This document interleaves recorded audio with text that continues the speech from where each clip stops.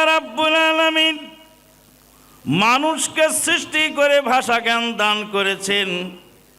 ভাষার লালু মুফতি আর ভুলু এমপির সৃষ্টি করা নয়, ভাষা সৃষ্টি করেছেন স্বয়ং আল্লাহ পাক। ভাষাকে সৃষ্টি করেছেন আল্লাহ, কোরআনকে শিক্ষা দিয়েছেন আল্লাহ। বিসমিল্লাহির রহমানির রহিম। ইকরা বিসমি রাব্বিকাল্লাযী খালাক, খালাকাল ইনসানা মিন আলাক। ইকরা ওয়া রাব্বুকাল আকরামুল্লাযী আল্লামা বিল কলম, আল্লামাল ইনসানা মা লাম ইয়ালাম। প্রথম দিনেই ওহী নাজিল হলো নবী মুহাম্মদুর রাসূলুল্লাহ সাল্লাল্লাহু আলাইহি ওয়াসাল্লামের প্রতি। সেদিনেই আল্লাহ পাক বললেন ইকরা, পড়ো। পড়তে বললেন, সালাত পড়তে বলেন নেই, যাকাত দিতে তখনও বলেন নেই, পর্দা করতে তখনও বলেন নেই। প্রথম ওহী নাজিল হলো পড়ো। কি পড়ো? কোরআন পড়ো। ইকরা বিসমি রাব্বিকাল্লাযী খালাক, খালাকাল ইনসানা মিন আলাক। পড়ো সেই প্রভুর নামে যিনি প্রোটোপ্লাজম থেকে সৃষ্টি করেছেন মানব জাতিকে। ইকরা ওয়া রাব্বুকাল আকরামুল্লাযী আল্লামা বিল কলম। পড়ো তোমার প্রভুর নামে যিনি কলম দ্বারা সৃষ্টি, কলম দ্বারা শিক্ষা দিয়েছেন। যেদিন থেকে শিক্ষা প্রতিষ্ঠানের ছাত্রছাত্রীদের হাত থেকে কলম খসে পড়ল, কলম খসে পড়ে বুলেট বোমা ছাত্রদের হাতে তুলে দেওয়া হল, সেদিন থেকে জাতির কলঙ্ক নেমে এল। এখন শিক্ষা প্রতিষ্ঠানগুলিতে কলমের ব্যবহার কম, বুলেট বোমা মারামারি চাঁদাবাজি এগুলি চলছে। আল্লাহ পাক নিজে মানুষ সৃষ্টি করে প্রথম তিনি তালিম দিলেন, শিক্ষা দিলেন। আল্লাহ রাব্বুল আলামিন বলেন ওয়াল্লামা আদামাল আসমাআ কুল্লাহা সুম্মা আরাদাহুম আলাল মালাইকাতি فقال انبئوني بأسماء هؤلاء إن كنتم صادقين قالوا سبحانك لا علم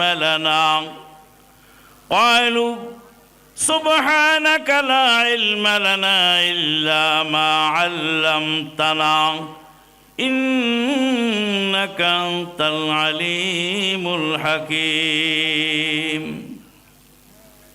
আল্লাহ পাক আদম আলাইহিস সালামকে সৃষ্টি করে সব বিষয় শিখিয়ে দিলেন। কে শিখালেন? আল্লাহ। কাকে শিখালেন? আদম আলাইহিস সালামকে। কি শিখালেন? সব বিষয়ের নলেজ আল্লাহ স্বয়ং নিজে দিলেন। মানুষের শিক্ষার প্রয়োজন, গরু ছাগলের শিক্ষার প্রয়োজন হয় না, হাঁস মুরগির শিক্ষার প্রয়োজন হয় না। হাঁসের বাচ্চা ডিম থেকে ফুটে, হাঁসের বাচ্চা ডিম থেকে ফুটে পানির মধ্যে সাঁতার কাটে, মুরগির বাচ্চা ডিম থেকে ফুটে নিজের খাদ্য নিজে করে করে খায়। গরুর বাচ্চা সকালে মায়ের পেট থেকে পড়ে বিকালে দৌড়াদৌড়ি করে, ছাগলের বাচ্চা সকালে ভূমিষ্ঠ হয় আর বিকালে লাফালাফি করে। গরুর তালিম লাগে না, হাঁসের বাচ্চার ট্রেনিং সেন্টার নাই, সাঁতার কাটার কোনো ইনস্টিটিউট নাই, শিক্ষা প্রতিষ্ঠান নাই। ডিম থেকে ফুটার পরে সাঁতার কেটে বেড়ায়। পশু পাখির কোনো শিক্ষা প্রয়োজন হয় না, কিন্তু মানুষের শিক্ষার প্রয়োজন। এই জন্য আল্লাহ পাক আদম আলাইহিস সালামকে সৃষ্টি করে সব কিছু শিখিয়ে দিলেন। আদম আলাইহিস সালাম ভুল করলেন, ভুল করার পরে কি বলে তওবা করতে হবে, সে দোয়াটাও আল্লাহ পাক শিখিয়ে দিলেন। আল্লাহ বলেন, ফাতালাক্কা আদামু মির রাব্বিহি কালিমাতিন ফাতাবা আলাইহি ইন্নাহু হুয়াত তাওয়াবুর রহিম। তওবা করতে হবে কি দোয়া পড়ে, সে দোয়াটাকে শিখালেন আল্লাহ। ক্বালা রব্বানা যালামনা আনফুসানা ওয়া ইল্লাম তাগফির লানা ওয়া তারহামনা লানাকুনান্না মিনাল খাসিরিন। এই দোয়া পড়ে বাবা আদম এবং মা হাওয়া দুইজন আল্লাহর কাছে মাপ চাইলেন। এই বাবা কথা বলিস না রে, কথা বলতে হলে মাইকে এসে বলো, সবাই শুনুক। আর যদি না তা বলতে না পারো চুপচাপ থাকো, আর জরুরি কথা থাকলে 1.5 কিলোমিটার দূরে চলে যাও, ঘোলহারিয়ায় চলে যাও, এখানে নয়। তওবার দোয়াকে শিক্ষা দিলেন আদম আলাইহিস সালামকে, তওবা করার দোয়াকে শিক্ষা দিলেন আল্লাহ। ফাতালাক্কা আদামু মির রাব্বিহি কালিমাতিন ফাতাবা আলাইহি ইন্নাহু হুয়াত তাওয়াবুর রহিম। দোয়াটা কি ছিল? আল্লাহ কোরআনে বলেন, ক্বালা রব্বানা যালামনা আনফুসানা ওয়া ইল্লাম তাগফির লানা ওয়া তারহামনা লানাকুনান্না মিনাল খাসিরিন। এটাই ছিল বাবা আদম এবং মা হাওয়ার তওবা করার দোয়া। কিন্তু জাল হাদিসওয়ালা কি বলছে জানেন? আদম আলাইহিস সালাম বলেন, আল্লাহ তোমার আরশের পায়ার মধ্যে একজনের নাম দেখলাম, তার নাম মুহাম্মদ, মুহাম্মদের ওসিলায় আমাদেরকে ক্ষমা করে দাও। নাউযুবিল্লাহ মিন যালিক। হাদিস হলো মেড ইন চায়না, এটা কোরআন হাদিসে কোথাও নেই। কোরআনে আল্লাহ বলছেন, ক্বালা, তারা দুইজন বললেন, বাবা আদম এবং মা হাওয়া দুইজন মিলে আল্লাহর কাছে বললেন, রব্বানা যালামনা আনফুসানা ওয়া ইল্লাম তাগফির লানা ওয়া তারহামনা লানাকুনান্না মিনাল খাসিরিন। আল্লাহ পাক দয়া করে কোরআন শিক্ষা দিয়েছেন, এই জন্য আল্লাহ বলছেন আর রহমানু আল্লামাল কোরআন। দয়ালু কোরআন শিক্ষা দিয়েছে। দয়ালুর দয়া ছাড়া কোরআন শিক্ষা সম্ভব নয়, যার ফলে সাধারণ মানুষ কোরআন শিখতে পারে, কিন্তু মক্কার বড় বড় ধনাঢ্য ব্যক্তি, পয়সাওয়ালা, ক্ষমতাসীন, নেতৃস্থানীয় ব্যক্তি কোরআন শিখার সুযোগ পায়নি। আর রহমানু আল্লামাল কোরআন খালাকাল ইনসানা আল্লামাহুল বায়ান। মানুষকে সৃষ্টি করে ভাষা জ্ঞান দান করেছেন। ভাষা আল্লাহর সৃষ্টি। ভাষা কার সৃষ্টি? আল্লাহ। আমাদের দেশে 1948 সালে ভাষা আন্দোলন শুরু হলো। 1952 সালের 21শে ফেব্রুয়ারি ভাষা আন্দোলন সমাপ্ত হলো। ভাষা আন্দোলনের শুরুতেই পার্শ্ববর্তী রাষ্ট্রের এক প্রফেসর সাহেব বললেন, বাংলা ভাষা তো হিন্দুদের ভাষা, এটা মুসলিম রাষ্ট্রীয় ভাষা হতে পারে না। ডক্টর মোহাম্মদ শহীদুল্লাহ স্যার জবাব দিলেন, আফারাআইতুমুল লাতা ওয়াল উজ্জা ওয়া মানাতাস সালিসাতাল উখরা। মক্কার কাফেরেরা আরবি ভাষায় পূজা করত। মক্কার পৌত্তলিকদের ভাষা ছিল আরবি, তাদের দেবদেবীর নাম ছিল আরবি ভাষায়। আল্লাহ রাব্বুল আলামিন সেই আরবি ভাষায় কোরআন নাজিল করলেন। মক্কার পৌত্তলিকদের দেবদেবীর নাম কোরআনে উল্লেখ করলেন। ভাষা যদি নষ্ট না হয় গো, মুসলিম রাষ্ট্রের ভাষা বাংলা হবে। হিন্দুরা বাংলায় পূজা করে, তাদের সমস্যা কোথায়? জবাব সঠিকভাবে পড়লো, থেমে গেল তার এই প্রচারণা। ভাষা আন্দোলন হয়েছে 1952 সালে, এখন চলছে 2024 সাল। এখনো আমাদের দেশের মসজিদগুলিতে বাংলা ভাষায়, মাতৃভাষায় খুতবা চালু হলো না কেন? এটার জবাব কে দেবে? মাতৃভাষায় খুতবা চালু করার দাবি জানাই আমরা এই ভাষা আন্দোলনের মাসে।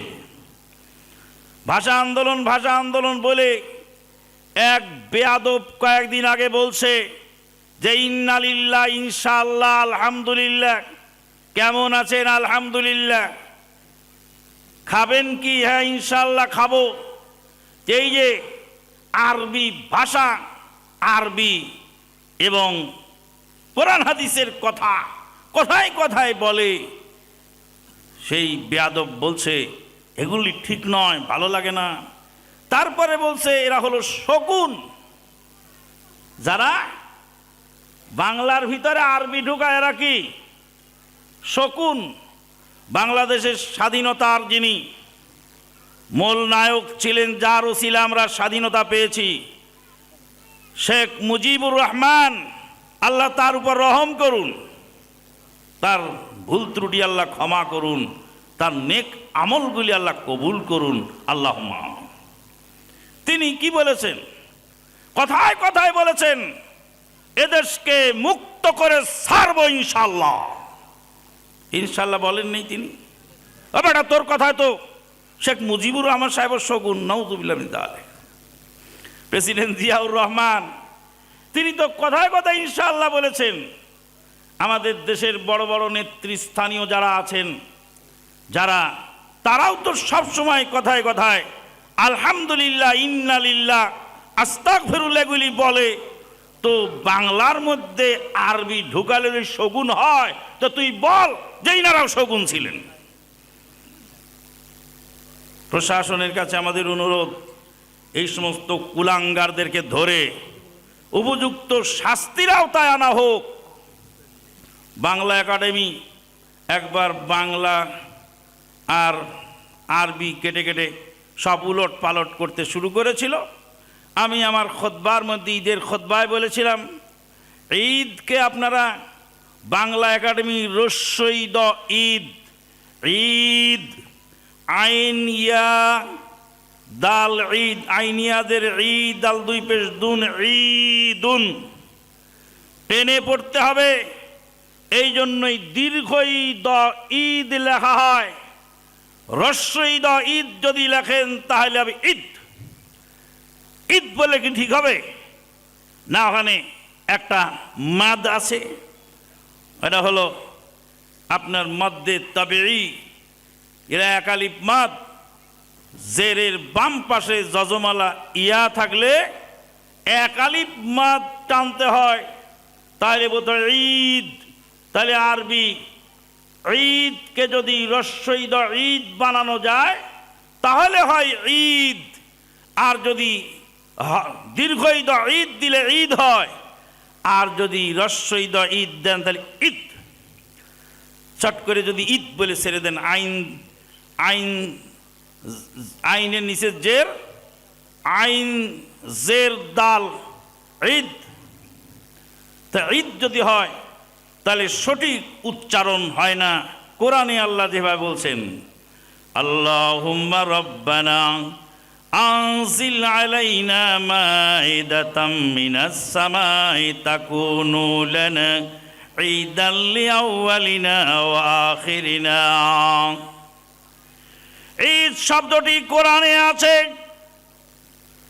ঈদ লিখতে 3টি অক্ষর লাগে। ঈদ শব্দ যদি আপনি উচ্চারণ করেন তাহলে 3 × 30 নেকি হয়ে যায়। আর বাংলা একাডেমি যেভাবে লেখলো আইন আর দাল, মাঝখানে ইয়াটা হজব করে রস্বই দিয়ে লেখলে দুইটা অক্ষর হয় কোরআনের, ঈদ বানানের সঙ্গে পূর্ণ মিল হয় না।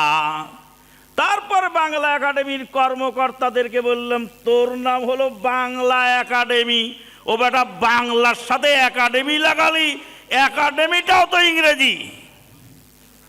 হ্যাঁ, বাংলার সাথে আরবি লাগালে সমস্যা হয় বেটা বেয়াদব। তা তুই যে বাংলার সাথে যে ইংরেজি লাগালি বাংলা একাডেমি, তুই তো নিজেই বাংলিশ। যারা বাংলার সাথে ইংরেজি লাগায় তারা কি বাংলিশ? তোমার নামটাই তো বাংলিশ। আমি বাংলা একাডেমির নাম নিয়ে বিতর্ক সৃষ্টি করতে চাচ্ছি না, বলছি যে বাংলা একাডেমি যে বলছে, বাংলা একাডেমির দায়িত্বশীলরা যে বলছে এখান থেকে বিদেশি ভাষা ঝেড়ে ফেলো, তো বিদেশি ভাষাটা যদি ঝাড়তে হয় তাহলে তোমারটা আগে ঝাড়ো। তুমি বাংলা একাডেমি, একটা বাংলা শব্দ আর একটা একাডেমি ইংরেজি শব্দ, দুই শব্দ দিয়ে তোমার নামটা আগে সংশোধন করো, তারপরে কথা বলো। কথা কি বোঝা যায়? ভাষা আন্দোলনের সময় কথাগুলি বলতে হচ্ছে যে আজকে আমাদের মসজিদের মিম্বারগুলিতে মাতৃভাষায় খুতবা চালু হলে আমরা বুঝতে পারবো বাংলা ভাষা আন্দোলন পূর্ণাঙ্গভাবে সাকসেসফুল হয়েছে। তবে ভালো করে শুনে রাখেন, যখন কোনো ভাষার মধ্যে আরেকটা ভাষা ঢোকে তখন সেই ভাষারই অন্তর্ভুক্ত হয়ে যায়, সেটা সেই ভাষার অন্তর্ভুক্ত হয়ে যায়, যারই ফলশ্রুতিতে আমাদের নেতা, বাংলাদেশের স্বাধীনতার যিনি অগ্রনায়ক, তিনি তার ভাষণে বলছেন এই দেশকে মুক্ত করে ছাড়ব ইনশাআল্লাহ। তার মানে তার বাংলা ভাষণে ইনশাআল্লাহ শব্দটি এসেছে। তুমি এত বছর পরে এসে ইনশাআল্লাহ আলহামদুলিল্লাহ মুছে দিতে চাও, এদেশের মুসলমানদের ইমান থেকে বলি মুছতে পারবে না। সম্মানিত উপস্থিতি, আল্লাহ পাক কোরআন শিক্ষা দিলেন। কোরআনের শিক্ষা দুনিয়ার কল্যাণ এবং আখিরাতের কল্যাণ। আল্লাহ পাক বলছেন, আউযু বিল্লাহি মিনাশ শাইতানির রাজিম ওয়াযকুরু নি'মাতাল্লাহি আলাইকুম إذ كنتم أعداء فألف بين قلوبكم فأصبحتم بنعمته إخوانا وكنتم على شفا حفرة من النار فأنقذكم منها كذلك يبين الله لكم آياته لعلكم تهتدون। হলো যখন সারা জগৎ আল্লাহর নাফরমান হয়ে গেল, মানব জাতি বিলকুল হায়ওয়ান, দয়া করে আল্লাহ তখন পাঠালেন এক নবী রতন। পথহারা মানব জাতি পেল পথেরই সন্ধান, ওগো সে যে মোদের আল কোরআন, আল কোরআন, আল কোরআন। এই কোরআনের আলো দ্বারা কাটলো তিমির, জাগলো ধরা, এই আলোকেই বিশ্ব মানব পেল পরিত্রাণ, ওগো সে যে মোদের আল কোরআন, আল কোরআন, আল কোরআন। কোরআন নাজিল হলো এমন এক প্রেক্ষাপটে, মক্কার মানুষেরা যখন, আরবের মানুষেরা যখন মারামারি, কাটাকাটি, খুন খারাপি, হিংসা জিঘাংসা, লুটতরাজে লিপ্ত ছিল। উটকে পানি পান করাবার ফয়সালা করতে গিয়ে 100 বছর লড়াই করেছিল আরবের লড়াকু সৈনিকেরা। যেই সমাজের লোকেরা উটকে পানি পান করাবে, কার উট আগে পানি পান করবে আর কোন গোত্রের উট পরে পানি পান করবে, পানি পান করানোর ঠেলা ঠেলিতে পানি পান করার সিরিয়াল মেনটেন করতে গিয়ে 100 বছর যুদ্ধ চালিয়েছিল আরবের লড়াকুরা। 100 বছর যুদ্ধ করেছে আরবের লোক কি নিয়ে? কার উট আগে পানি পান করবে, আউস গোত্রের উট না খাজরাজ গোত্রের উট। 2 গোত্রের লড়াই হলো। 100 বছর পার হয়ে গেল কিন্তু লড়াই থামে না। কথা বোঝা যায়? উটের পানির সিরিয়াল মেনটেন করতে গিয়ে 100 বছর লড়াই করল। কোরআন আসলো, কোরআন এসে তাদেরকে ভদ্রতা শিখালো, সভ্যতা শিখালো। কোরআন এসে এমন সোনালী মানুষে পরিণত করলো। কোরআনের সবক পাওয়ার পরে চলন্ত ব্যাটল ফিল্ডে 3 জন মুজাহিদ শহীদ হয়ে গেলেন। একজন মুজাহিদ পানি বলে আওয়াজ দিলেন। সাকি যখন পানি নিয়ে তার কাছে পৌঁছে গেলেন, পানিটা পান করবেন, এমতো মুহূর্তে পার্শ্ববর্তী আর একজন মুজাহিদ বললেন, পানি চাই, পানি দাও। প্রথম মুজাহিদ বলেন, আমার পানির যতটুকু প্রয়োজন আমার ভাইয়ের তার চেয়ে হয়তো বেশি প্রয়োজন হবে, পানি নিয়ে যাও গো, আমার ভাইকে আগে দাও, আমাকে পরে দিলেও চলবে। সাকি বলেন, পানি নিয়ে দ্বিতীয় মুজাহিদের কাছে চলে গেলাম। দ্বিতীয় মুজাহিদ পানি পান করতে যাচ্ছেন। তৃতীয় আরেকজন বললেন, আলাচ আলাচ, পানি চাও, পানি চাই, পানি দাও। পিপাসায় ছাতি ফেটে যায়, পানি দাও, পানি চাই। দ্বিতীয় মুজাহিদ বললেন, আমার যতটুকু পিপাসা আছে আমার ভাইয়ের পিপাসা হয়তো তার চেয়ে বেশি হবে, আমাকে পরে দাও পানি, আমার ভাইকে আগে দাও। সাকি বলেন, তৃতীয় জনের কাছে গিয়ে দেখলাম দুনিয়ার পানির চাওয়া পাওয়া মিটে গেছে, দুনিয়ার পানির পিপাসা শেষ হয়ে গেছে। শাহাদতের সারা বান তাহুরা পান করে আল্লাহর ডাকে সাড়া দিয়েছেন। সাকি বলেন, পানি নিয়ে দ্রুত গতিতে দ্বিতীয় জনের কাছে আসলাম, তিনিও শহীদ হয়ে গেছেন। প্রথম জনের কাছে এসে দেখি তিনিও শহীদ হয়ে গেছেন। 1 পেয়ালা পানি দুনিয়ায় পড়ে রইল। 3 জন মুজাহিদ শহীদ হয়ে গেলেন। একজন আর একজনকে প্রাধান্য দিয়ে কারো পানি পান করা হলো না।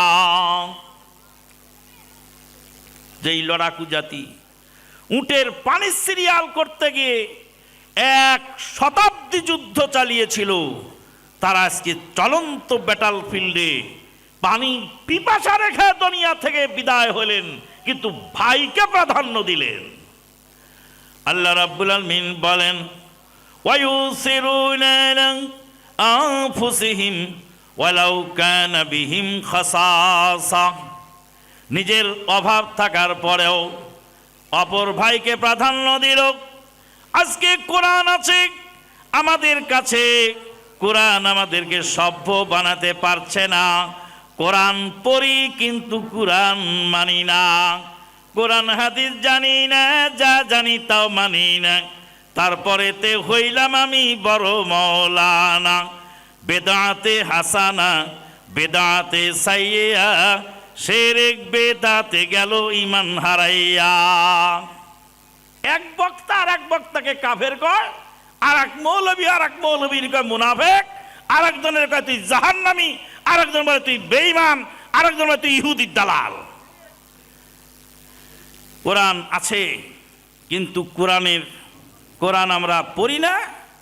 আমরা যেই যেই দলের লোক, সেই দলের কেতাব বই, সেই দলের পীর সাহেবের ওজিফা নিয়ে আমরা ব্যস্ত আছি। কোন দিকে যাই পড়ে আছি গোলক ধাঁধাতে, ওহির দাওয়াত নিয়ে আজি তোমরা আবার কে। ইসলামী দল হালি হালি, ইসলামী দল হালি হালি ফেরকা করেছে।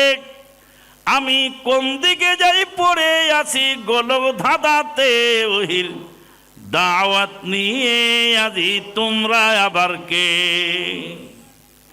ঢাকা থেকে আসার পথে সিরাজগঞ্জে একটা চৌরাস্তা আছে, জায়গার নাম হাটি কুমরুল, আর ডাক নাম হলো সিরাজগঞ্জ রোড। সিরাজগঞ্জ রোডে 4 রাস্তা। কয় রাস্তা? চার রাস্তার চারদিকে চারটা চলে গেল। দক্ষিণ দিকে চলে গেল পাবনা, কুষ্টিয়া, ফরিদপুর। আর উত্তর দিকে চলে গেল বগুড়া, রংপুর। আর পশ্চিম দিকে চলে আসলো নাটোর, রাজশাহী। আর পূর্ব দিকে চলে গেল ঢাকা। চারটা রাস্তা, চৌরাস্তা। এই চৌরাস্তায় চার দল লোক গাঁটটি বুকসা নিয়ে চার রাস্তার মাথায় দাঁড়ানো। একজন লোক জিজ্ঞেস করলে, ভাই তোমরা কোথায় যাবা? কয় আমরা সবাই ঢাকায় যাব। তো ঢাকায় যাওয়া তো ভালো কথা, পূর্ব দিকে যে রাস্তাটা চলে গেল সেই রাস্তায় দাঁড়াও, তাহলে ঢাকা পেয়ে যাবা। কয় না, আমরা চার দল চার রাস্তায় দাঁড়ায় থাকবো, চারদিকেই ঢাকা, যেদিক দিয়ে যাও সেদিকেই ঢাকা। এটা কি পাগল না বুদ্ধিমান? পাগল মানে হয় পাগল নয় মতলব বাস। তাহলে চারদিকে কি ঢাকা হয়? চার রাস্তায় কি ঢাকায় যাওয়ার না? বিপরীতমুখী, পরস্পর বিরোধী দুইটা জিনিস কঠিন কালেও এক হয় না।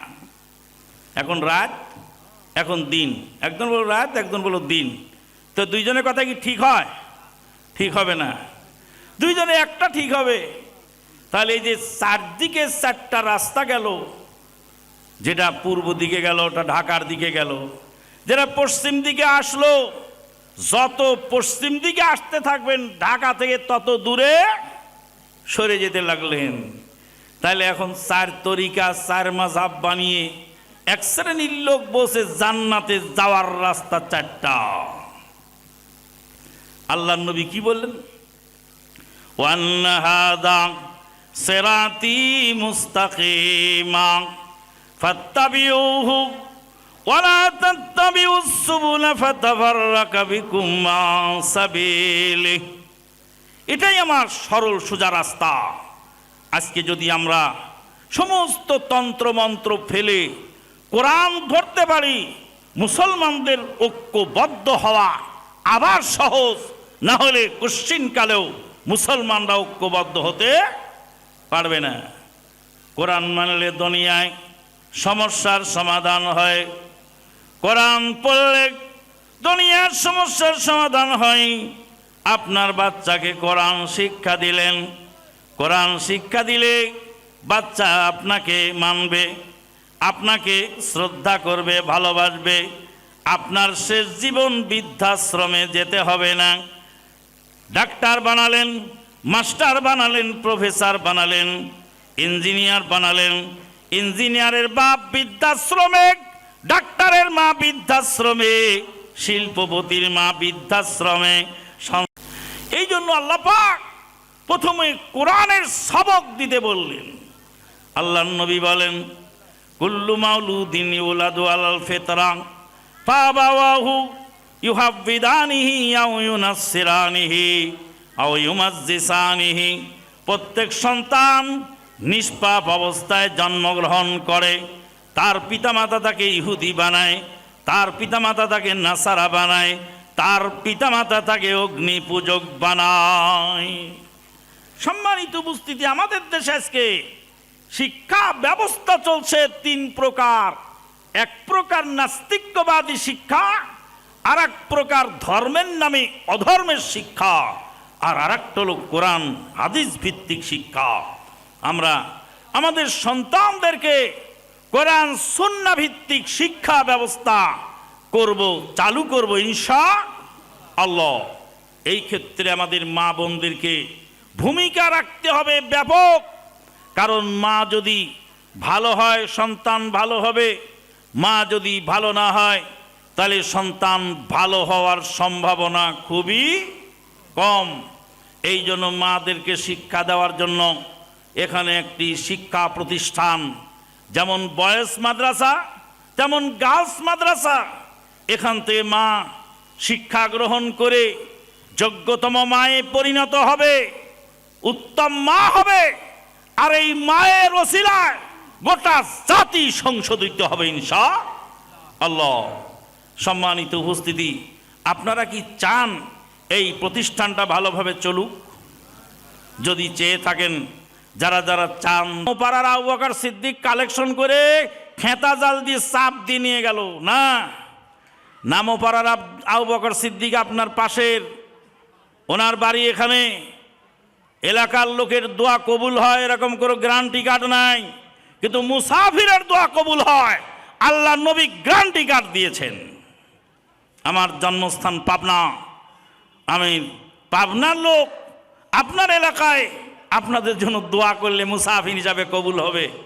স্বেচ্ছাসেবকেরা রুমাল নিয়ে, গামছা নিয়ে ভিতর দিয়ে ঢুকে যাও, যে যা পারবেন। যারা একবার দিয়েছেন আবার দেবেন, যারা দেননি তারা তো দিবেনই, যারা একবার দিয়েছেন তারাও দেবেন।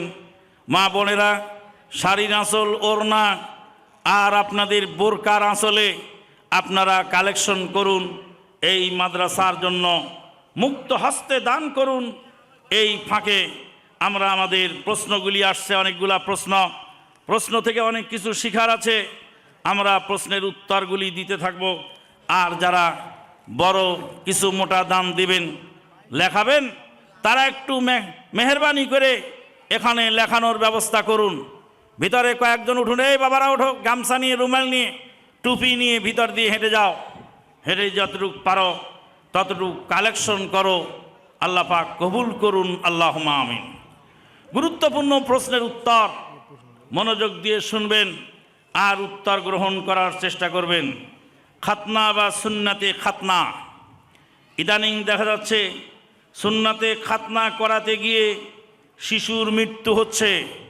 এক শিশুর মৃত্যু একবার হলো, আবার আরেক শিশুর মৃত্যু আবার হয়েছে।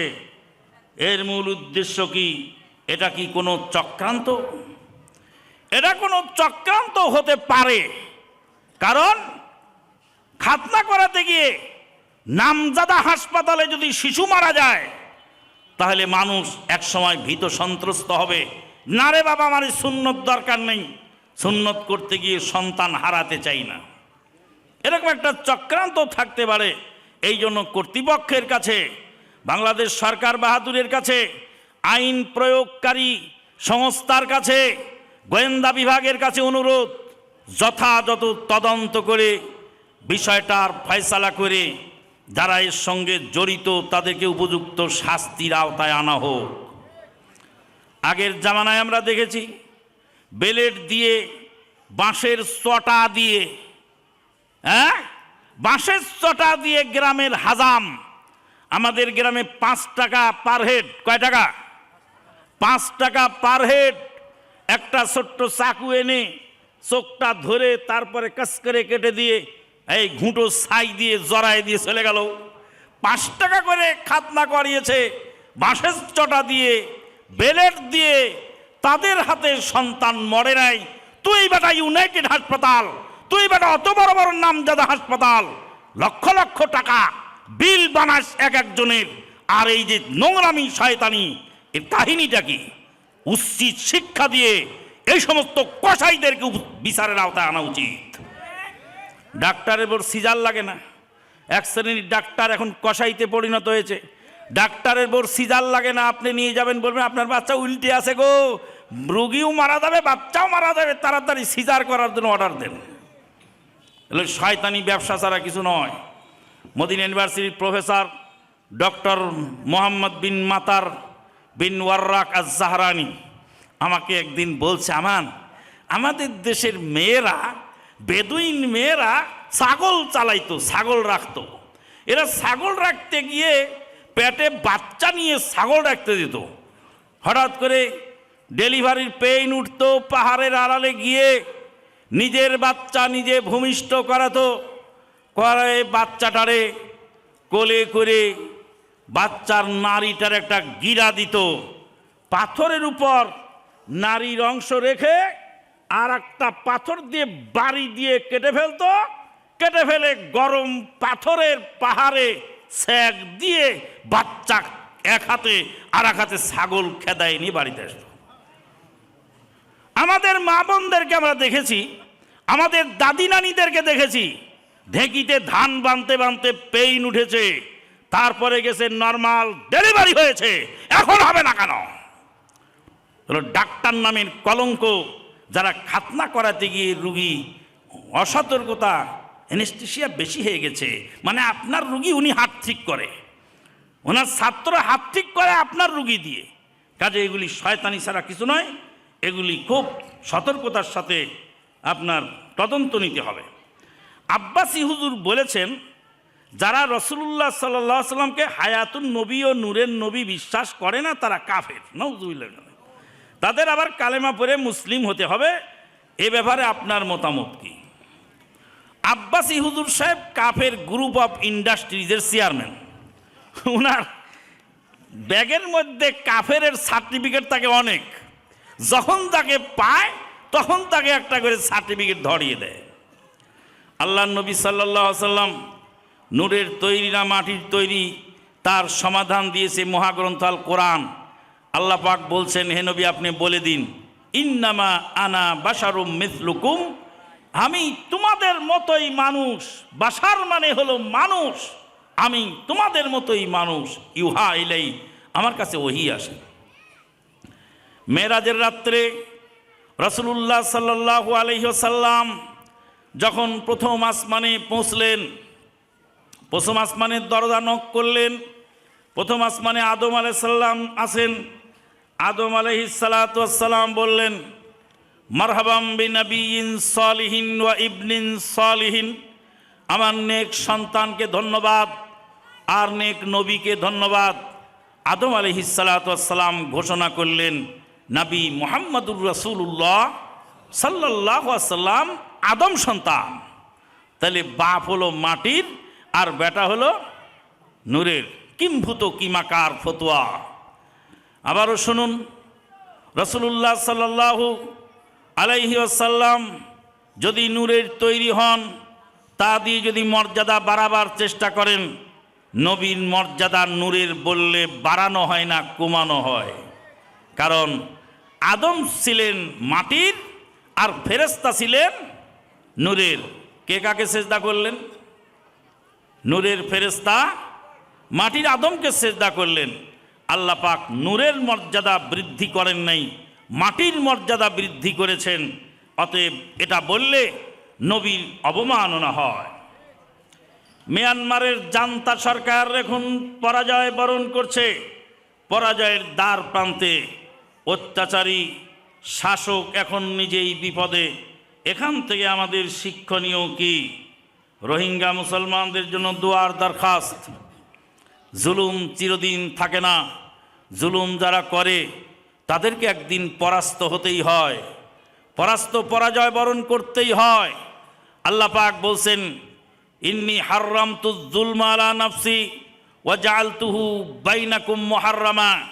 হে আদম সন্তান, আমি জুলুমকে আমার নিজের উপরে হারাম করেছি আর সমস্ত মানুষের উপরে জুলুমকে হারাম করেছি। আল্লাহ পাক কিছু জিনিস বান্দার উপরে হারাম করেছেন, কিন্তু নিজের জন্য সেটাকে রেখেছেন। যেমন অহংকার, অহংকার বান্দার জন্য হারাম, কিন্তু আল্লাহর নামই হলো অহংকারী, মুতাকাব্বির, জব্বার। আল্লাহর নাম অহংকারী। আল্লাহ পাক অহংকারকে নিজের জন্য ভূষণ হিসাবে গ্রহণ করে বলছেন, আল কিবরিয়াউ রিদাই, অহংকার আমার চাদর। তাহলে অহংকার বান্দার জন্য হারাম, আল্লাহর জন্য হালাল, আল্লাহর চাদর, আল্লাহর ভূষণ। কিন্তু আল্লাহ বলছেন জুলুম এমন পাপ যেটা আমি বান্দার উপরে হারাম করার আগে নিজের উপরে হারাম ঘোষণা করেছি। ওয়ামা আনা বিযাল্লামিল লিল আবিদ, আমি বান্দাকে বিন্দু মাত্র জুলুম করি না। জাল্লাম হলো মুবালাগার সেগা। মুবালাগা যখন নেগেটিভ সেন্সে আসে তখন তার অর্থ বিন্দু মাত্র আমি জুলুম করি না। ওমা আনা বিযাল্লামিল লিল আবিদ। সম্মানিত উপস্থিতি, আমাদের এখান থেকে শিক্ষণীয় আছে, জুলুম এমন মহাপাপ, আল্লাহ পাক কোনো জালেমকে ছাড় দেন কিন্তু ছেড়ে দেন না। রোহিঙ্গা মুসলমানদের জন্য আমাদের দোয়া, আল্লাহ পাক তাদেরকে হেফাজত করুন, ঈমান ও আমলে বেঁচে থাকার তৌফিক দান করুন। আমাদের বাংলাদেশের প্রধানমন্ত্রী মহোদয়ের জন্য আমরা দোয়া করি।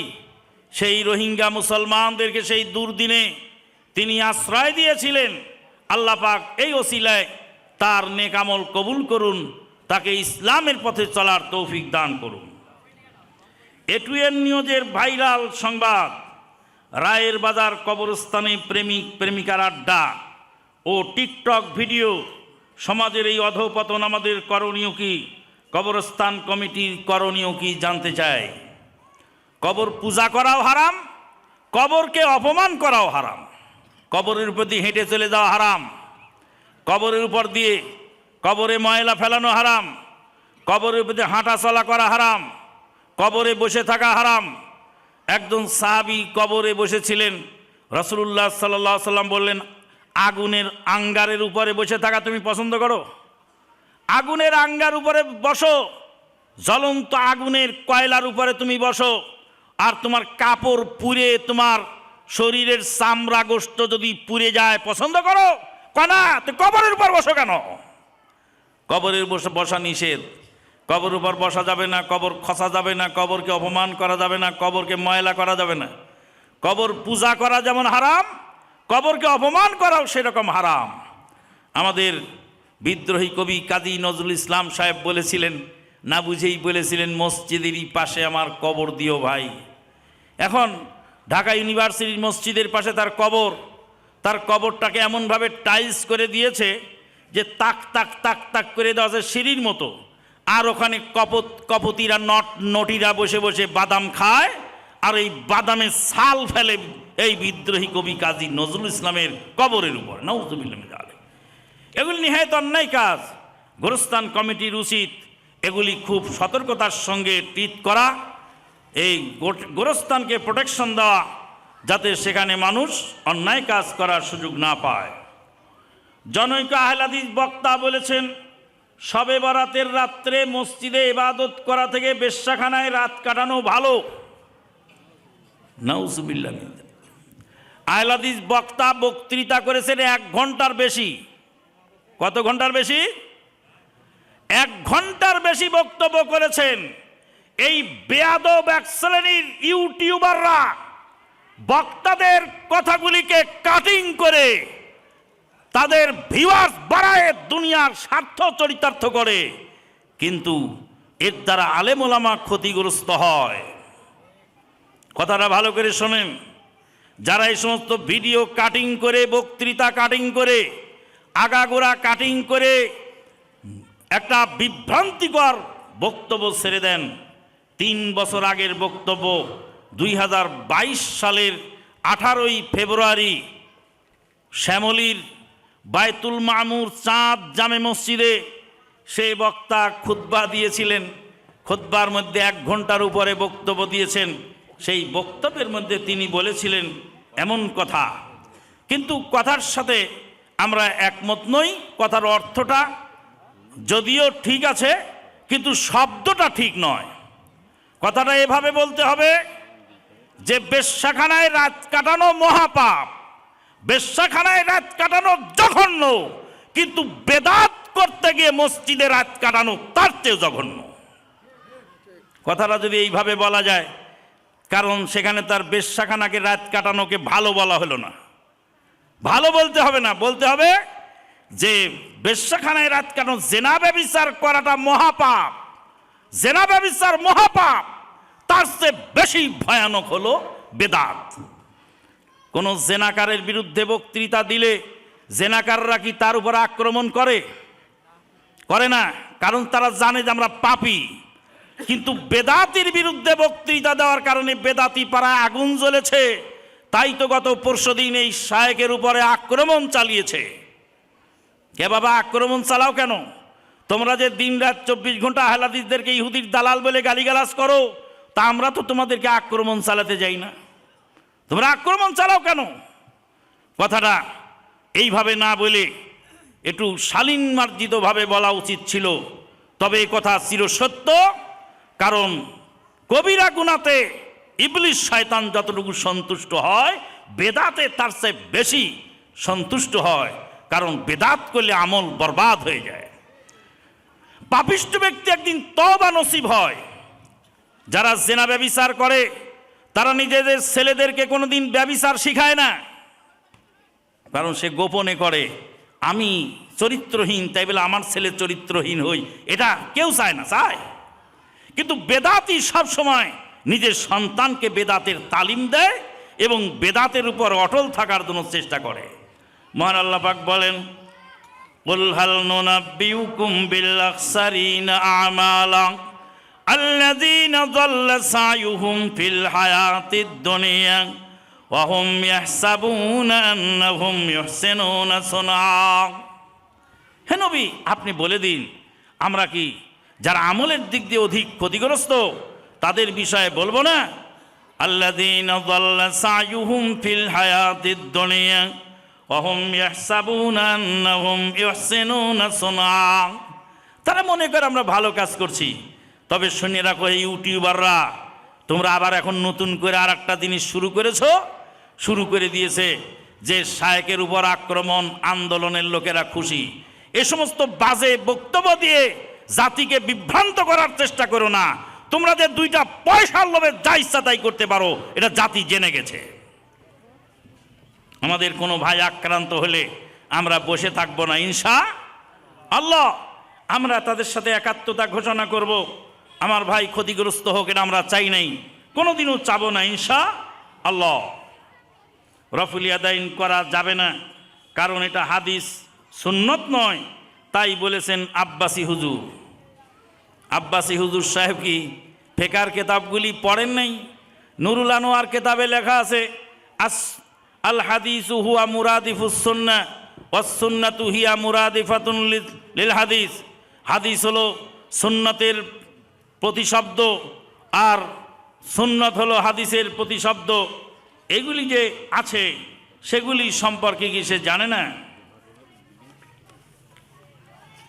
এতেকাফের সঠিক সময় কখন? মেয়েদের এতেকাফের উত্তম স্থান কোথায়? একটি গ্রাম বা প্রায় একজন এতেকাফ না করলে সবাই গুনাহগার হবেন, দয়া করে জানাবেন। এতেকাফের সঠিক সময় হলো রমাদান মাসের শেষ দশক।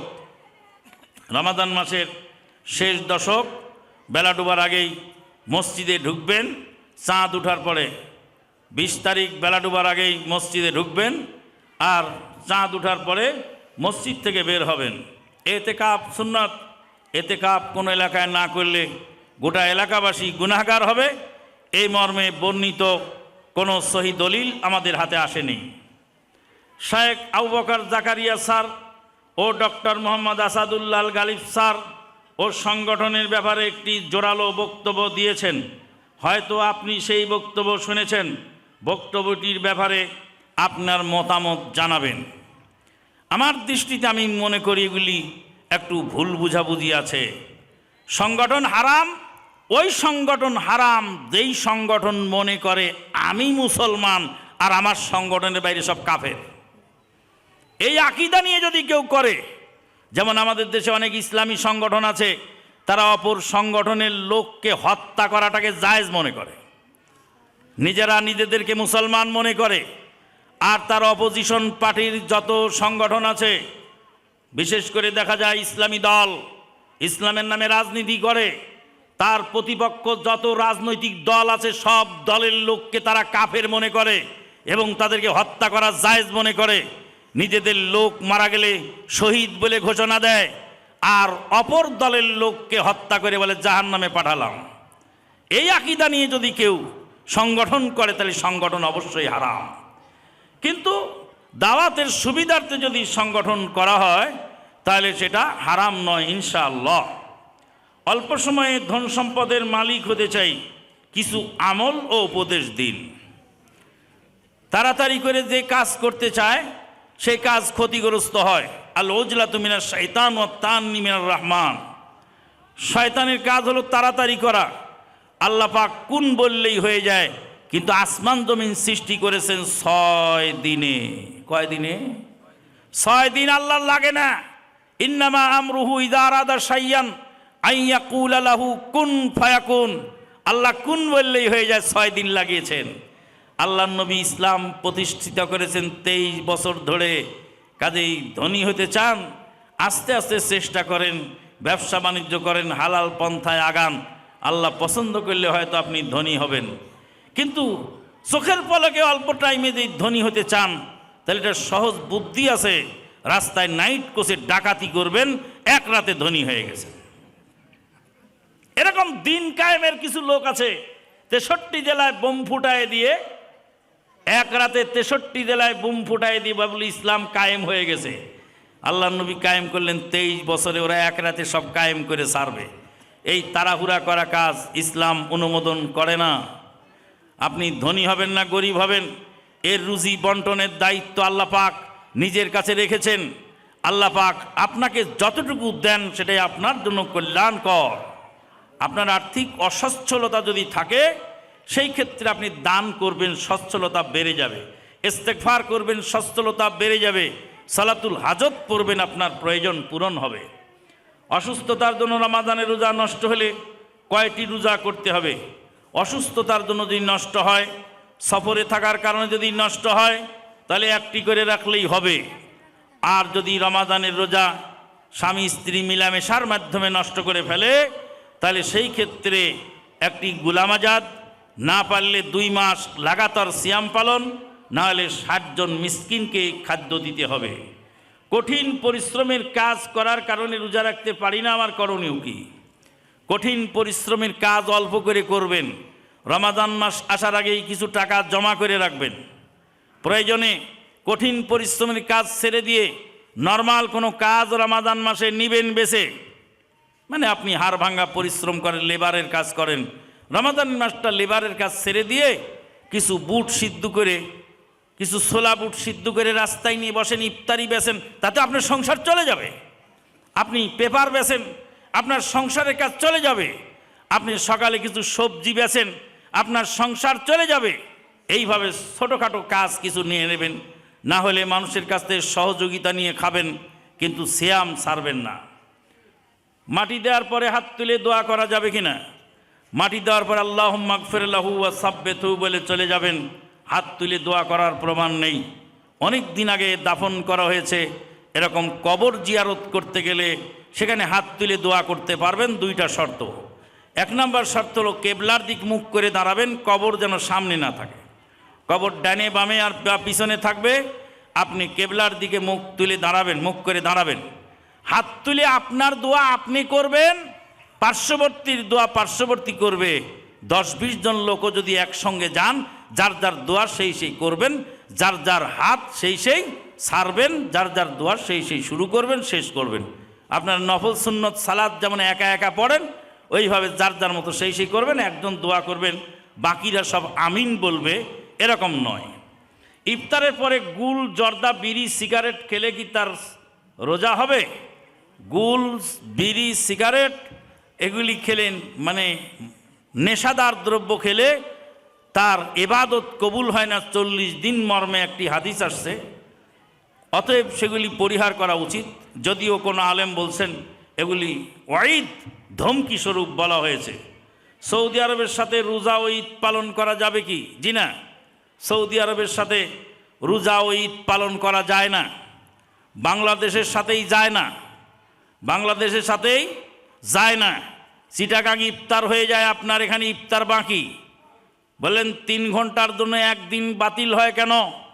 3 মিনিটের কারণে একদিন বাতিল হয়। আপনাদের এই গ্রামের নাম হলো কি পাড়া? জাগিরপাড়া। জাগিরপাড়াতে 2 মহিলার 2টা বাচ্চা হলো। একটার বাচ্চা হলো বেলা ডুবার 3 মিনিট আগে, আর একটা বাচ্চা হলো বেলা ডুবার 3 মিনিট পরে। আকিকা কয় দিনে হবে? 2 দিনে হবে। কেন? 1 দিনের পার্থক্য। বেলা ডুবার আগে যে বাচ্চাটা জন্ম নিল, সেই বাচ্চাটা আজকের মঙ্গলবারের দিনে জন্ম নিল। বেলা ডুবার পরে যেই বাচ্চা জন্ম নিল, সেই বাচ্চা মঙ্গলবারের দিন পেল না, বুধবারের রাত এসে গেল। কাজেই ওর গণনা শুরু হবে মঙ্গলবার থেকে, এর গণনা শুরু হবে বুধবার থেকে। 3 মিনিট আগে বাচ্চা জন্ম নেওয়ার কারণে আকিকা হবে 2 দিনে। তা আপনি 3 ঘন্টা পরে সূর্য ডোবে, সেখানে আবার একই দিনে ঈদ পালন করার ফতোয়া কোথায় পেলেন? একজন ব্যক্তি ব্যাংকে টাকা রেখে মারা গেছে, কিন্তু এই টাকার সুদ স্ত্রী খায়, তাহলে স্ত্রীর ইবাদত বন্দেগী কবুল হবে কি? মারা যাওয়ার স্বামীর কবরে আযাব হবে কি? 2 জনেরই আযাব হবে। একজন সুদ চালু করে গেছে, আর একজন বহাল রেখেছে। স্ত্রী যদি তওবা করে ফিরে আসতো, তাহলে স্ত্রী বেঁচে যেত। আর স্বামী যদি তওবা করত স্বামীও বেঁচে যেত। আল্লাহ পাক আমাদেরকে হেফাজত করুন। মৃত পিতা মাতার নামে ইফতারি দেওয়া যাবে কিনা? মৃত পিতা মাতার নামে দান সাদাকা করবেন, আত্মীয় স্বজনকে দিবেন, গরিব দুঃখী মানুষকে দেবেন। আত্মীয়র মধ্যে যারা গরিব আছে তাদেরকে দিবেন। ধনী লোক মরা মানুষের জন্য দান সাদাকা করলে সেটা ধনী লোক খাওয়া হারাম।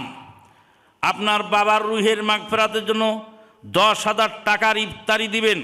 10,000 টাকার চাল ডাল নুন তেল এগুলি কিনে খরিদ করে আত্মীয়র মধ্যে যারা গরিব আছে তাদেরকে দিয়ে দেন। 10 কেজি চাল, 2 কেজি ডাল, 2 কেজি আলু, 1 কেজি তেল, 1 কেজি চিনি, 1 কেজি কি বলে খেজুর, 1 কেজি ছোলা বুট, এরম কিনে কিনে 10টা পুটলা বানান 10,000 টাকায়। আর আত্মীয় স্বজনের মধ্যে 10 জন গরিবকে লিস্ট করে সেগুলি পৌঁছায় দেন। তারা এগুলি খাবে, ইফতার করবে, সাহারি করবে। আপনার বাবা কবরে জান্নাতি খাবার পাবে। আর আপনি ইফতারের অনুষ্ঠান করলেন, আত্মীয় স্বজন ধনী লোকদেরকে দাওয়াত করলেন, কারো রুহের মাগফিরাতের জন্য দান করলে সে দান ধনীদের খাওয়া হারাম। একজন ব্যক্তি সুদখোর কিন্তু 5 ওয়াক্ত সালাত জামাতে পড়ে, তাহলে তার বাড়িতে দাওয়াত খাওয়া যাবে কি? ইফতার দিলে ইফতারি খাওয়া যাবে কি? তাকে বলবেন হালাল টাকার দিয়েন, হারাম টাকা আমি খাই না।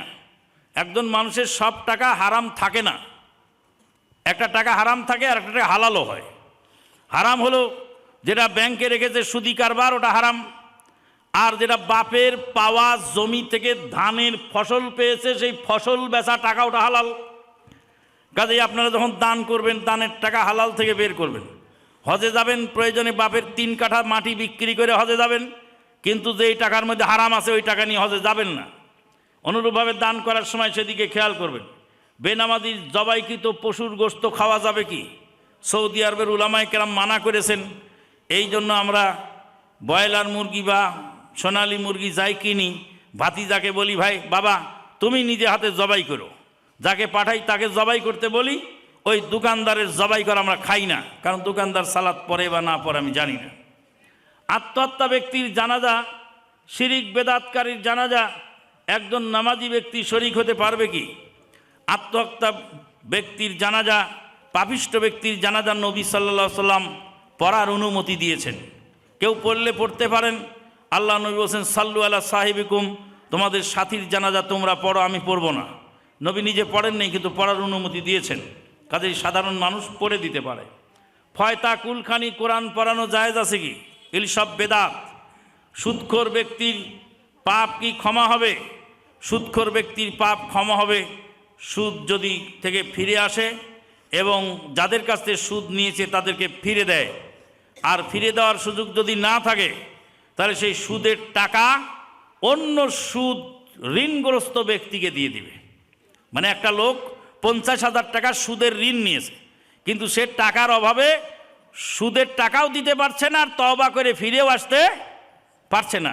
আর আপনার এখানে সুদের টাকা 50,000 হয়েছে, আপনি এই টাকাটা দিয়ে ওই লোককে সুদ থেকে বের করে আনবেন। কথা বোঝা গেল? তাহলে আল্লাহ পাক ইনশাআল্লাহ আপনাকে ক্ষমা করবেন। আল্লাহর কাছে কায়েম অনুবাক্যে আপনি মাপ চাইবেন, আল্লাহ মাফ করবেন। সম্পদের কিছু অংশ যদি সেই সুদ খাওয়া সুদ যার কাছে নিয়েছেন তাকে খুঁজে না পাওয়া যায়, অথবা এরকম সুদের ঋণগ্রস্ত ব্যক্তিও না পেলেন, তাহলে কোনো কাজে ব্যয় করে দিতে পারেন। রাস্তাঘাট, বাথরুম, টয়লেট এসব কাজে ব্যয় করতে পারেন, নেকির আশা করবেন না। আত্মহত্যাকারী ব্যক্তি চিরস্থায়ী জাহান্নামী হবে কি? জি না। চিরস্থায়ী জাহান্নামী হবে কাফের, মুশরিক, মুরতাদ, নাস্তিক। এরা হলো চিরস্থায়ী জাহান্নামী। আর যারা পাপিষ্ট, কবিরা গুনাহগার, আল্লাহ তাদেরকে ইচ্ছা করলে ক্ষমা করবেন, আর ক্ষমার ইচ্ছা না করলে সমপরিমাণ পাপের শাস্তি দিয়ে তার ইমানের কারণে আবার জান্নাত দিবেন। পাবে একদিন না একদিন। বিয়ের আগে মেয়েদের দিনদারিতা বুঝার উপায় আছে কি? মেয়েদের দিনদারিতা বুঝার উপায় হলো ফকির মিসকিনকে পাঠাবেন মেয়েকে যাচাই করার জন্য।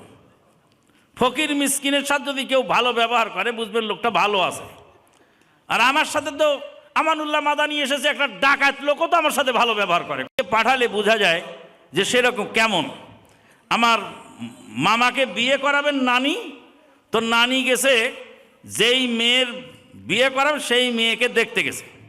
নানি দেখতে গিয়ে জিজ্ঞেস করছে যে তোমাদের এদিকে আমাদের একটা ছাগল আসছে নাকি গো? তো বলছে ছাগল হারাইছে, তাই নাকি, বসেন বসেন বসেন। আমার সেই হবু মামা নিয়ে একটা চেয়ার এনে আমার নানিকে বসতে দিয়ে পাখায় দিয়ে বাতাস দিচ্ছে, আর বলছে বসেন বসেন বসেন।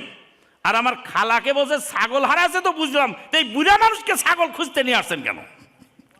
খুব আদর করলো, পানি দিল। তো বলছে যে আচ্ছা দেখি তাহলে ওইদিকে ছাগল কোথায় আছে খুঁজে দেখি। তারপর চলে গেল। কিছুদিন পরে বিয়ে হলো। বিয়ে হওয়ার পরে এখন আমার নানির বিয়ান বলে, ও বিয়ান ছাগল আপনি পাইছেন? তো ছাগলের অজুহাত দিয়ে বাড়িতে ঢুকে মেয়েটার আচরণটা সচকে দেখে আসলো। এইভাবে আপনি অনেক কিছু জানতে পারবেন এবং পাড়া প্রতিবেশীকে জিজ্ঞেস করলে জানা যাবে। পেঁয়াজ রসুন আলু পাট এগুলি জাকাত আছে কি?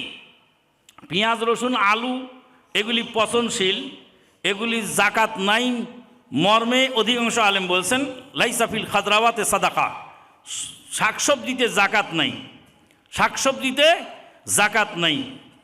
আবার কেউ কেউ বলছেন আলু যেহেতু সংরক্ষণ করা যায়, পেঁয়াজ রসুন যেহেতু সংরক্ষণ করা যায়, পেঁয়াজ রসুন খাদ্য না হলেও আলুটা খাদ্য, সেই হিসাবে কোনো কোনো ওলামায়ে কেরাম বলছে আলুর জাকাত দেওয়া যেতে পারে। জাকাতের টাকা না দিয়ে শাড়ি কাপড় দিলে জাকাতের হক আদায় হবে কি? জি না। জাকাতের যেই সম্পদ যেটা সেটা গরিবকে দিয়ে দিবেন, ফসলের জাকাত ফসল দিয়ে দিবেন, টাকার জাকাত টাকা দিয়ে দিবেন, আর ফেতরা দিবেন খাদ্যদ্রব্য দিয়ে। এটাই সুন্নতি তরিকা। তারাবির সালাত 8 রাকাত নাকি 20 রাকাত? নবী সাল্লাল্লাহু আলাইহি ওয়াসাল্লাম তারাবির সালাত 8 রাকাত পড়েছেন, বেতের সহ 11। কে কয় রাকাত পড়েছে ওটা আর আমার দেখার সুযোগ নেই। আবু তোহা আদনানের ওয়াজ শোনা যাবে কি? আবু তোহা আদনানের মতো লোকের ওয়াজ শোনার জন্য আপনি এত বাতিক কেন? আলেম ওলামা কি দেশে অভাব পড়ে গেছে নাকি? শায়েখ মতিউর রহমান মাদানী হাফেজাহুল্লাহ হাজার হাজার ওয়াজ আছে, সেগুলি শুনে আগে শেষ করেন, তারপর আবু তাহাদ আদনানির মতো বেয়াদব যে মানহাজের মুখে থুতু মারে এই সমস্ত বেয়াদবদের ওয়াজ শুনবেন না শুনবেন এটা পরের ব্যাপার। যেই বক্তাকে ওয়াজের আগে 20,000 টাকা দিতে হয়, ওয়াজের পরে 30,000 দিতে হয়, এমন বক্তার ওয়াজ শোনা যাবে কি? এমন বক্তাকে দাওয়াত দিলেন কেন? ওয়াজ শোনার মাসলা তো পরে, দাওয়াত দিবেন কিনা সেটা হলো ব্যাপার। এটা হলো কন্ট্রাক্টর, আর কন্ট্রাক্টর আপনারাই বানিয়েছেন। কারণ যে কন্ট্রাক্ট করে না তখন আপনার টাকা হাত থেকে বের হয় না, আর যে কন্ট্রাক্ট করে তাকে ঠিকমতো কন্ট্রাক্ট মতোই দিয়ে থাকেন। কাজে আপনারাও সংশোধন হন, বক্তাও সংশোধন হয়ে যাবে। আত্মসাৎকারী হজ করলে হত্যাকারী অপরের টাকা হরণকারীর বিধান কি? তারা কি নামাজও তাদের হজ হবে? আত্মসাতের টাকা দিয়ে যদি হজ করে হজ হবে না, হারাম টাকার ইবাদত কবুল হয় না। আর সে যে হালাল টাকায় হজ করে তাতে আত্মসাৎকারীর পাপ হিসাবে সে পাপ পাবে, কিন্তু তার হজ হয়ে যাবে। নিজের নাম যশ বড়ত্ব প্রকাশ করার জন্য ওয়াজ মাহফিলে বেশি টাকা দান করে, তার বিধান কি? যারা মানুষকে দেখাবার জন্য দান করবে তাদের বিধান তো হাদিসে এসছে, তাদেরকে আল্লাহ পাক জাহান্নাম উদ্বোধন করবেন আর বলবেন তোমরা দুনিয়াবি স্বার্থে দান করেছিলে। এক ব্যক্তি সালাত পড়ে কিন্তু সে সূরা দোয়া তসবিহ কিছুই জানে না, তার কি সালাত হবে? শিখতে পারে না বলে। শিখতে পারে না মানে গালিগালাজ জানে, বকাবাজি জানে, সব জানে, কিন্তু এটা শেখে না। ওকে বইকে দেখবেন একবার বকবেন 3টা বকা দিবে। ওরা বলি মুখস্থ করছে কোত্থেকে? খালি দোয়া মুখস্থ হয় না মানে? চেষ্টা করলেই হবে, চেষ্টা করতে হবে। কোনো ব্যক্তিকে কেন্দ্র করে কেউ যদি মসজিদে নামাজ পড়া ছেড়ে দিয়ে বাড়িতে নামাজ আদায় করে তার সালাত হবে কি? কোনো ব্যক্তির জন্য মসজিদ ত্যাগ করার অনুমতি নেই। সুদের টাকা দিয়ে হজ করেছে, আবার 5 ওয়াক্ত সালাত জামাতে আদায় করে, তার সালাত হবে কি? সুদের টাকা দিয়ে হজ করেছে, হজ কবুল করবে না করবে আল্লাহ জানেন, তবে হারাম টাকার ইবাদত কবুল হয় না। ওয়ারিসের সম্পদ না দিলে, কোরআন হাদিসের আলোকে বলুন, ওয়ারিসের সম্পদ না দিলে যার যতটুকু আত্মসাৎ করবে সমপরিমাণ নেকি কেটে তাকে দেওয়া হবে। জমি কট বা বন্দুক নেওয়া জায়েজ আছে কি? জমি কট বন্দুক নিলেন, টাকা ফুল থেকে গেল, টাকা সব থাকবে, কিন্তু টাকা ফুল পরিশোধ করার পরে আপনি জমি ফেরত দিবেন আর বাকি ফসল খেলেন। এগুলি একটা পাক্কা সুদ। পাক্কা সুদ। সুদ থেকে বাঁচতে হলে বছরে বছরে কর্তন সিস্টেম রাখতে হবে। জমির ভাড়া বাবদ এত টাকা কর্তন হবে, মূল টাকা থেকে টাকা কাটতে থাকবে। কাটতে কাটতে ওই লোক যদি ফেরত না নিতে পারে, এক সময় অটোমেটিকলি তার হাতে ফেরত আসবে। এটা ওলামায়ে কেরামদের ফতোয়া। কিন্তু নির্ভরযোগ্য মাসলা হলো যে আপনি মাসে মাসে ভাড়া সিস্টেম রাখবেন। আল্লাহ পাক আমাদের কবুল করুন। আমাদের মাহফিল ছিল 27 তারিখ, ইতিমধ্যে 28 তারিখ হয়ে গেছে। একদিনের মাহফিল আর একদিনে ঢুকে গেছে। আল্লাহ রাব্বুল আলামিন কবুল করুন, আল্লাহুম্মা আমিন। আপনারা যারা দান দেননি তারা দিয়ে যাবেন। আমরা লিখিত প্রশ্নের অনেক উত্তর দিয়েছি, মৌখিক প্রশ্নের উত্তর আর দিতে চাচ্ছি না, কারণ